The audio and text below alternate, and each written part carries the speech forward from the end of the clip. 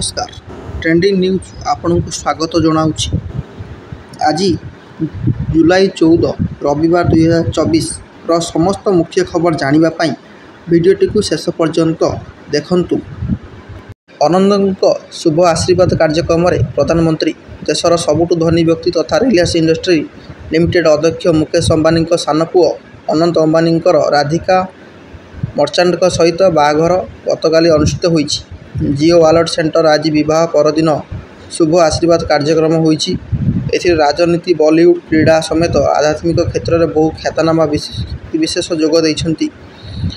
राजनेता मानक मध्य प्रधानमंत्री नरेंद्र मोदी ठारू आरंभ करी पूर्वतन राष्ट्रपति रामनाथ कोविंद, केंद्र मंत्री चिराग पासवान, महाराष्ट्र मुख्यमंत्री एकनाथ शिंदे, आंध्र प्रदेश मुख्यमंत्री चंद्रबाबू नायडू, उपमुख्यमंत्री भावे पवन कल्याण, कर्नाटक उपमुख्यमंत्री शिवकुमार प्रमुख सामिल होइछन्ति। भक्तों को संध्या दर्शन मना। जुलाई 15 रे महाप्रभु बाहुड़ा यात्रा। यह पूर्व दिन आड़प मंडप में शेष दर्शन भाव अगणित भक्त संध्या दर्शन करिथांती। किंतु विगत किछि वर्ष है बाहुड़ा यात्रा और पहंडी विलंब आड़े संध्या दर्शन बंद कर दिया। चलित वर्ष भी भक्त संध्या दर्शन सुजोग पाइबेनी। रविवार संध्या 5टारू श्रीगुंडीचा मंदिर आड़प दर्शन बंद रखा श्रीमंदिर प्रशासन निष्पत्ति नहीं। श्रीमंदिर प्रशासन सूचना मुताबक बाहुड़ा यात्रा पूर्व प्रस्तुति दृष्टि रखी रविवार अपराह्न 5टारू आड़प मंडप ठाकुर सर्वसाधारण दर्शन बंद रहिबो। 2018 रे चेष्टा करी विफल होइथिले तत्कालीन सरकार। दीर्घ 40 वर्ष पर 2018 मसीह रत्नभंडार खोलिबा प्रयास होइथिला, किंतु यह विफल होइथिला। गणति और मणति सह जांच पाई गठित 17 जणिया उच्चस्तरीय रत्नभंडार जांच कमिटी रत्नभंडार न खोली फेरी आसिथिले। श्रीमंदिर मरामती को नहीं आगत मामलार विचार करी 2018 मसीह हाईकोर्ट प्रत्नतत्व विभाग और श्रीमंदिर प्रशासक को यार सविशेष रिपोर्ट मागिथिले। पर 2018 मसीहा मार्च मासरे यह मामला पुनर्विचार करी हाईकोर्ट मुख्य विचारपति जस्टिस विनीत शरण और जस्टिस बीआर षडंगी रत्नभंडार स्थिति जांच करने को प्रत्नतत्व विभाग को आदेश देते। सविशेष रिपोर्ट 2018 मार्च 90 तारीख सुधा देवाक आदेश देते। से अनुसार रत्नभंडार स्थिति भल न प्रत्नतत्व विभाग हाईकोर्ट को अवगत करने पर 2018 एप्रिल 4 तारीख रत्नभंडार खोलने को राज्य सरकार को निष्पत्ति नहीं। कांग्रेस भली भूल करवा नहीं गडकरी कहते।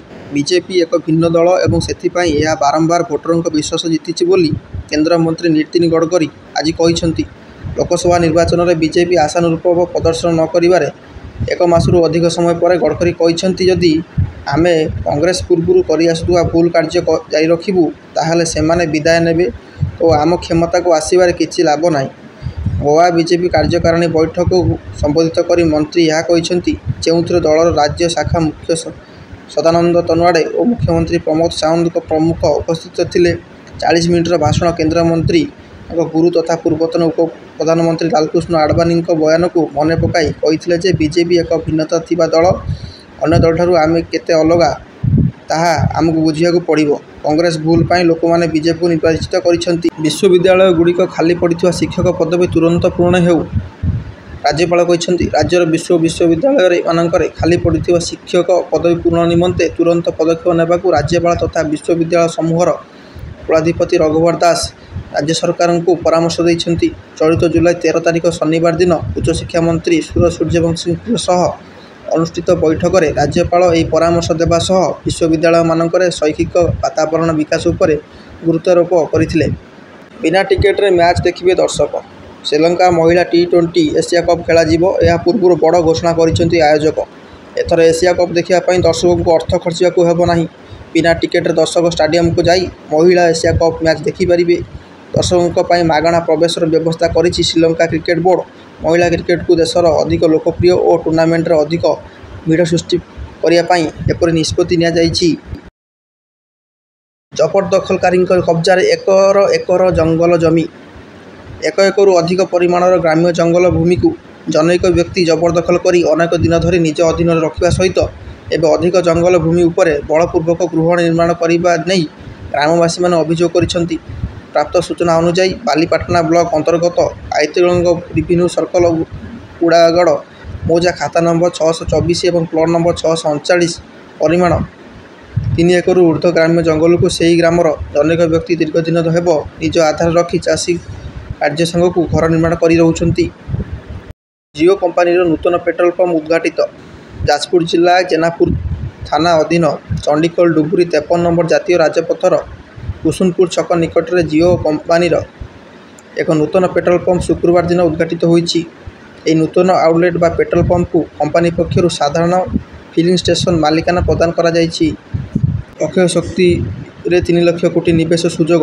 ପରିବେଶ ପ୍ରଦୂଷଣ ହ୍ରାସ ଅପରିହାର୍ଯ୍ୟ ହୋଇପଡ଼ିଛି। ଏଥିପାଇଁ ଅକ୍ଷୟ ଶକ୍ତି ଏକ ଗୁରୁତ୍ୱପୂର୍ଣ୍ଣ ମାଧ୍ୟମ ହୋଇଥିବା ବେଳେ ଓଡ଼ିଶାରେ ଏଥିପାଇଁ ପର୍ଯ୍ୟାପ୍ତ ସମ୍ଭାବନା ରହିଛି। ପ୍ରାୟ 500 କିଲୋମିଟର ଦୀର୍ଘ ବେଳାଭୂମିଠାରୁ ଆରମ୍ଭ କରି ଅନେକ ଜଳଭଣ୍ଡାର ରହିଛି। ବର୍ତ୍ତମାନ ସୁଦ୍ଧା ରାଜ୍ୟର 2.8 ଗିଗାୱାଟ ଅକ୍ଷୟ ଶକ୍ତି ଉତ୍ପାଦନ କ୍ଷମତା ସ୍ଥାପନ ହୋଇଥିବା ବେଳେ ଆଗାମୀ ଦିନରେ ଆଉ 40 ଗିଗାୱାଟ ଅକ୍ଷୟ ଶକ୍ତି ଉତ୍ପାଦନ କରାଯାଇପାରିବ ବୋଲି ଭାରତୀୟ ଅକ୍ଷୟ ଶକ୍ତି ବିକାଶ ଏଜେନ୍ସି ସିଏମ୍ଡି ପ୍ରଦୀପ କୁମାର ଦାସ କହିଛନ୍ତି। ବଂଶବୃଦ୍ଧି କରିବ କଳା ବାଘୁଣୀ, ପୁଣି ଇତିହାସ ରଚିବ ପ୍ରାଣୀ ଉଦ୍ୟାନ ନନ୍ଦନକାନନ। ଧଳା ବାଘ ବଂଶବୃଦ୍ଧି କରି ସାରା ଭାରତ ଇତିହାସ ରଚିଥିବା ଏବେ କଳା ବାଘ ବଂଶବୃଦ୍ଧି କରି ଇତିହାସ ରଚିବ ବୋଲି ଆଶା ବାନ୍ଧିଛନ୍ତି ନନ୍ଦନକାନନ କର୍ତ୍ତୃପକ୍ଷ। କଳା ବାଘର ମୁଖ୍ୟ ନାୟିକା ରାଞ୍ଚିର କଳା ବାଘୁଣୀ। ଜୀବଜନ୍ତୁମାନଙ୍କର ନୂତନ ବଂଶ ତିଆରି କରିବା ମୁଖ୍ୟ ଲକ୍ଷ୍ୟ ନେଇ ଆରମ୍ଭ ହୋଇଥିଲା ଜୀବଜନ୍ତୁ ଅଦଳ ବଦଳର ପ୍ରକ୍ରିୟା। ନନ୍ଦନକାନନ ମଧ୍ୟରେ ନୂଆ ରକ୍ତ ସମ୍ପର୍କ ସୃଷ୍ଟି କରିବା ସହିତ ବିଶ୍ୱସ୍ତରୀୟ ଚିଡ଼ିଆଖାନାରେ ପରିଣତ କରିବାକୁ ଅଣ୍ଟା ଭିଡ଼ିଛନ୍ତି କର୍ତ୍ତୃପକ୍ଷ। ଆଜି ଖୋଲିବ ରତ୍ନଭଣ୍ଡାର। ଦୀର୍ଘ 46 ବର୍ଷ ଆସନ୍ତାକାଲି ରବିବାର ମହାପ୍ରଭୁ ଶ୍ରୀଜଗନ୍ନାଥଙ୍କର ରତ୍ନଭଣ୍ଡାର ଖୋଲିବ। ରତ୍ନଭଣ୍ଡାର ମରାମତି ସହ ଅଳଙ୍କାର ଗଣତି ମଣତି ମଧ୍ୟ ହେବ। ମହାପ୍ରଭୁଙ୍କ ରତ୍ନଭଣ୍ଡାରରେ ଥିବା ଅଳଙ୍କାରର ସଂଖ୍ୟା, ଗୁଣାତ୍ମକ ମାନ, ଓଜନ ଓ ପଟ୍ଟଚିତ୍ର ସମ୍ବଳିତ ଡିଜିଟାଲ କାଟାଲଗ ମଧ୍ୟ ପ୍ରସ୍ତୁତ କରାଯିବ, ଯାହାକି ଭବିଷ୍ୟତ ପାଇଁ ଏକ ରେଫରେନ୍ସ ଡକ୍ୟୁମେଣ୍ଟ ଭାବେ ଉପଯୋଗ କରିହେବ।